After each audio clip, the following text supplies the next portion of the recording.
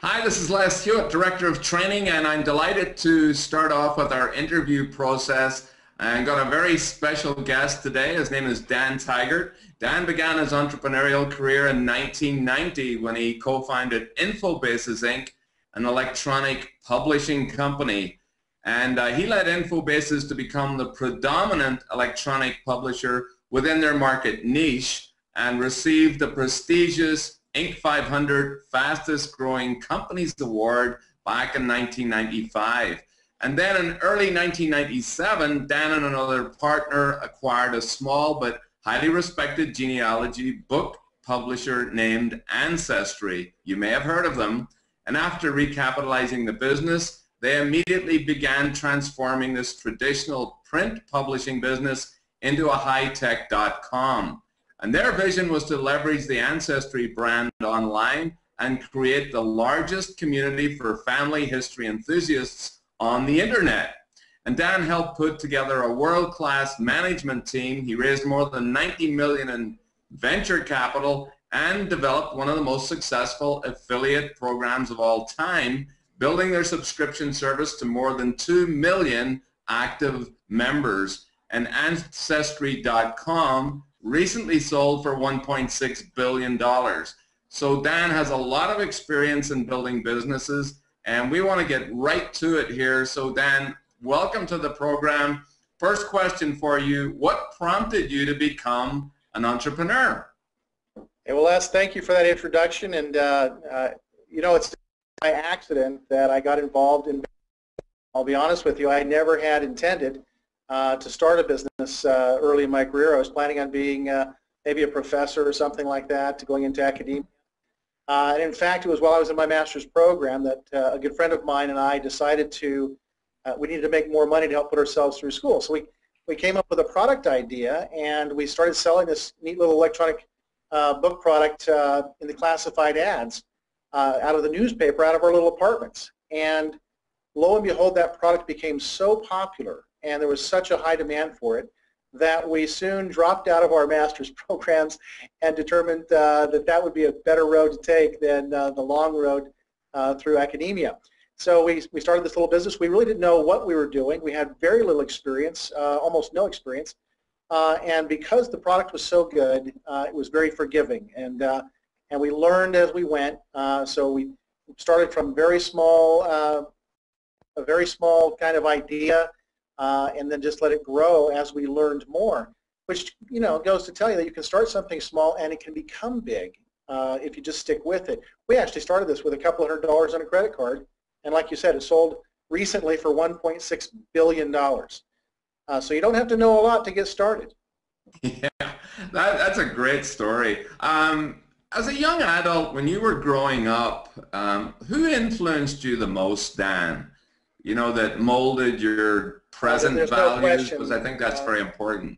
No question, that would be my parents, and especially my dad. In terms of my business career, he was a self-made man, and literally started with no more than an 8th grade education. Became a carpenter, later became a general contractor, then eventually got into real estate and doing commercial real estate, and just gradually kept expanding what he was able to do by learning more and more and gaining more and more relationships. So by the end of his career, he was doing very, very well. That always inspired me, and it taught me that you don't have to have a Harvard degree. You don't have to be a millionaire to start with. You don't have to inherit a fortune. You can start very small and end up, just over the process of learning and developing relationships, you can have a very successful career. So I'd have to say my dad was the greatest inspiration in my life. Great.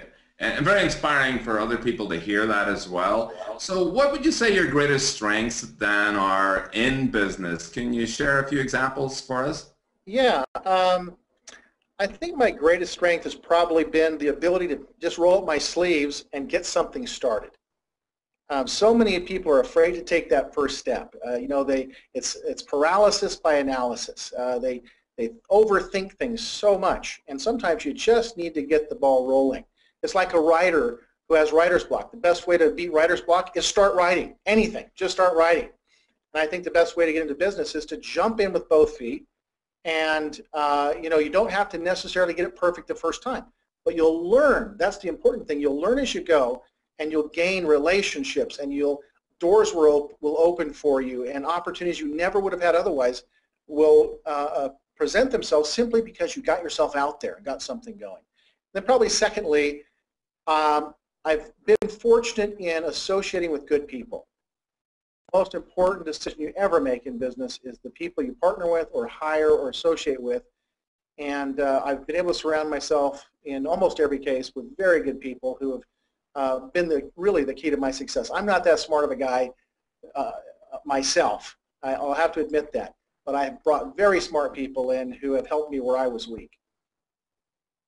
Excellent. And I really relate to the writer's block comment. I mean, you just got to get past that stuff. What are the most important qualities you look for, Dan, when determining whether to become involved in a new business yourself, whether it's a really good opportunity or not? Well, okay, I've been involved in at least a dozen businesses over the past 20 years myself, and I've reviewed hundreds of other opportunities. I get people coming to me with an opportunity on a weekly basis, or another, and a lot of them are very good. And I've kind of boiled it down to two or three big factors, and there's a lot of little things, but the big factors are, number one, is it a game changer? Does it in some way disrupt the existing model? Does it present a new paradigm that's going to create a significant advantage over the competition, over what's already out there? And then number two, is it going to provide an irresistible value to the customer? Is it a no-brainer decision where it's, of course I would want that. Why would I not buy that product? If it has those two factors, I can almost, in every case, know that it's going to be successful. There's other factors that can derail you, but those are two big ones. Then probably third, and importantly, is it something I'm passionate about? Life's too short to spend it doing things that have no meaning to you or that aren't going to help you achieve happiness in life. So those are probably the three. Yeah, very, very profound. Again, great advice for people that are listening in on this that want to start a business of their own.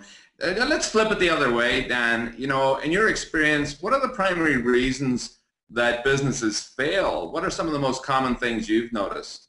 That's easy. Number one, a bad idea or product. If the product doesn't work, if it doesn't do what it says it's going to do, you're not going to succeed. You might have initial success. You can pull the wool over people's eyes for a time, but ultimately your product has to deliver value, real value.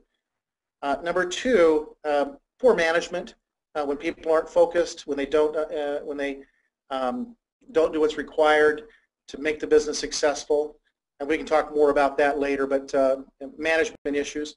And then three, and very importantly, cash problems, cash flow. Sometimes it's because you're undercapitalized to begin with, or because you spend too long building a business and not getting to revenue. I've seen that happen where people spend forever building a product or coming up with an idea and researching and developing, but they never get it to market. And so those are the three issues that I think that cause people to fail most often. So I'm sure you've had some setbacks, in your career. Everybody that starts a business and runs it obviously comes up with some obstacles. Can you name one significant setback that you faced in your career and how you overcame it? That would be the big lesson. Well, okay. Probably the biggest setback I ever had was when the internet bubble burst back in 2000, right before we were scheduled to go out with a public offering. Morgan Stanley was going to take us out. They'd already done eBay and Amazon, and we were going to be their third big play. And then right before we were to go out, things started to unravel. And the IPO got pulled. The $200 million that I was going to make in the IPO vanished overnight. We still had a lot of value with that company, but it's stock, and so you can't go to the grocery store with stock and buy bread and peanut butter, right? So what do you do? And basically, for the next number of years, we waited until the market came back, and eventually it did, and Ancestry was able to sell at a very good price. During the meantime, my ownership of that company got whittled down through various rounds of investment, and so I didn't make nearly as much as I would like to have made. But the one thing that you take from those experiences is just that, the experience, the things you've learned, the contacts you've made, the relationships you've developed. You can't lose those when a bubble bursts. And so you simply think of other ways to leverage that experience and know-how and the reputation and credibility you have and hopefully you've gained and those relationships. And so you go back to that and you find other opportunities to leverage that with. Very good. You know, I know obviously growing any business can be challenging, and you know, there's some essential things that we must do. What tips could you share, maybe just one or two, with our audience here that you have for building a sustainable, profitable organization?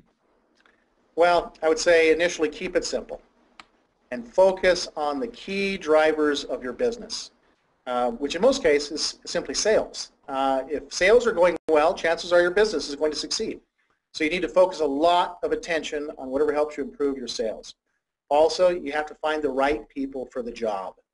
The best ROI you'll ever experience is in hiring good people.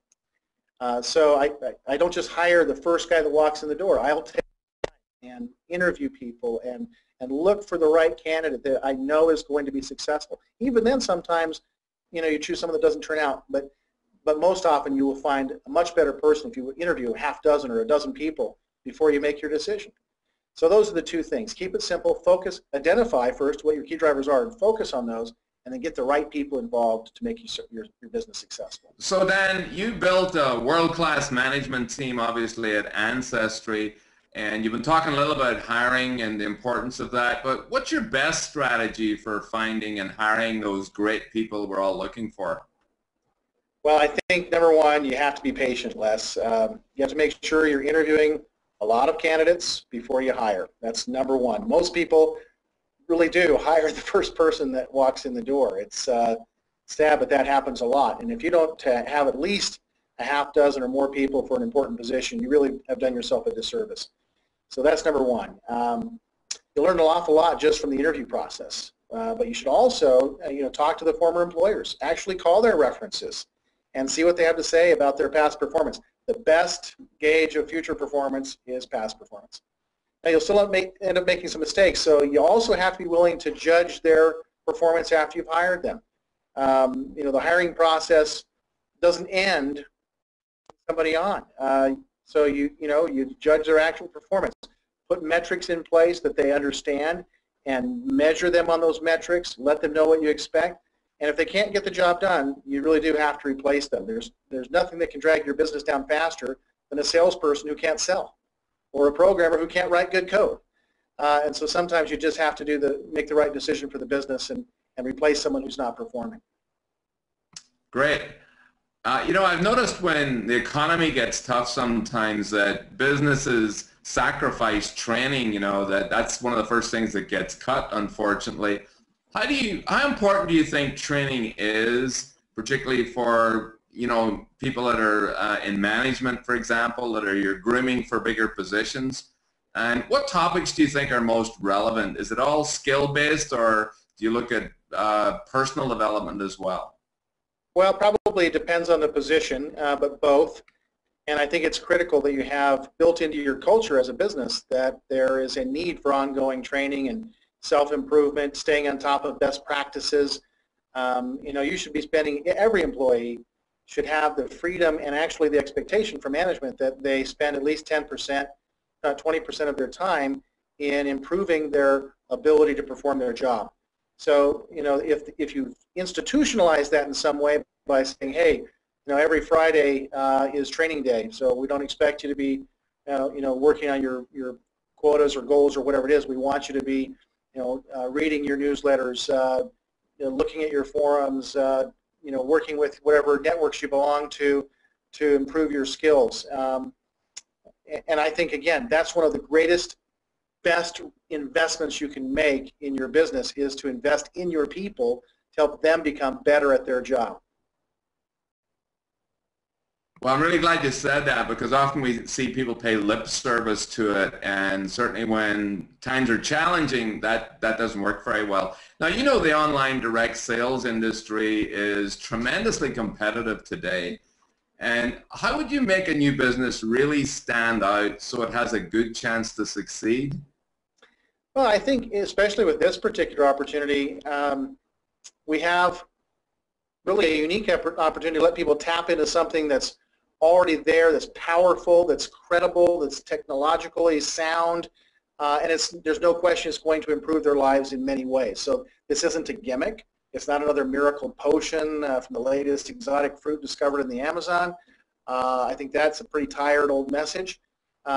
This is something that people will immediately feel like, oh, thank heavens, this is something I can really believe in. I don't feel embarrassed about when I tell my friends about it. This is Google, for heaven's sakes, or other technologies that we're introducing that everyone can use right now and get real value from it. So that's a refreshing and hopefully exciting difference. Very much so. Now you're a visionary, obviously, Dan, and great success behind you already. But where do you see the greatest opportunities, say, in the next 5 years or so? Well, If you were to look into your crystal ball, what would you find? Well, I don't need to ball, just look at my laptop screen. You know, really, it's the same as the next 5 years, maybe some of the last 5 years. The greatest opportunities have been and will continue to be in utilizing technologies, especially the internet, to create and leverage vast global networks of people. You know, finding and joining together with people of similar interests and goals, and leveraging the skills and products and services you possess across a global market.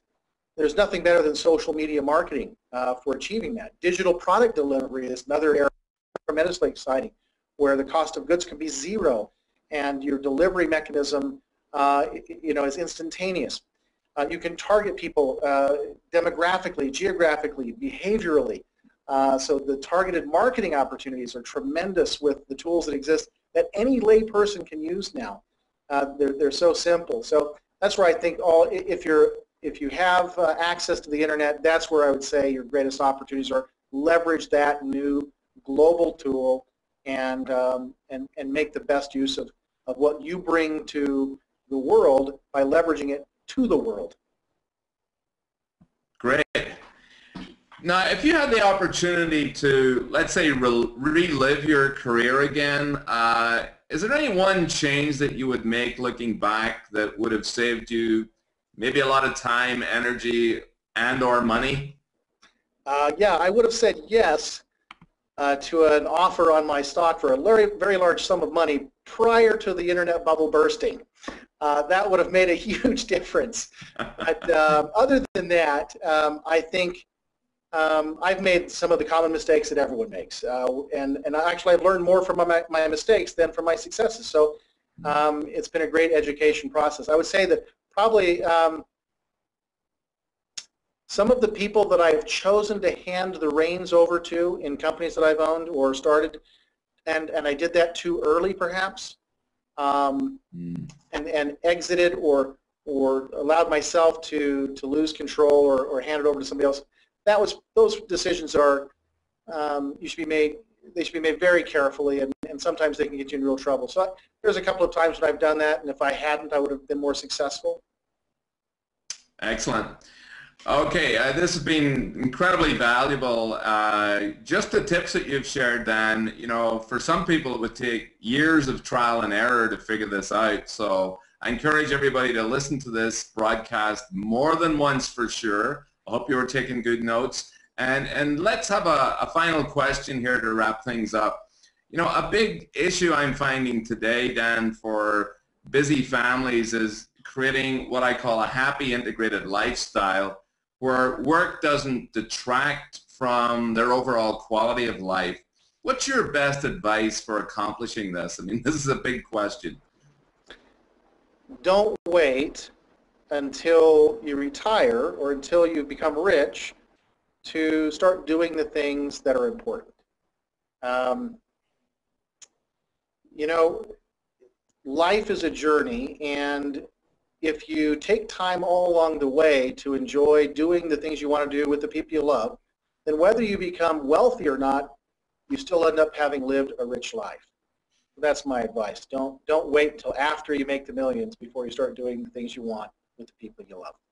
Yeah, great advice. Well, Dan, I want to thank you for your time. I know you're a busy guy, and again, this has been a very rewarding interview for me, and I know for the people that are listening. So Once again, from me, Les Hewitt, I hope you enjoyed the interview. Make sure you listen to it more than once. Take good notes, and more important, apply what's most relevant to you that will help you in your business and in your life. Until next time, all the best, stay focused, and have fun. Thanks, Les.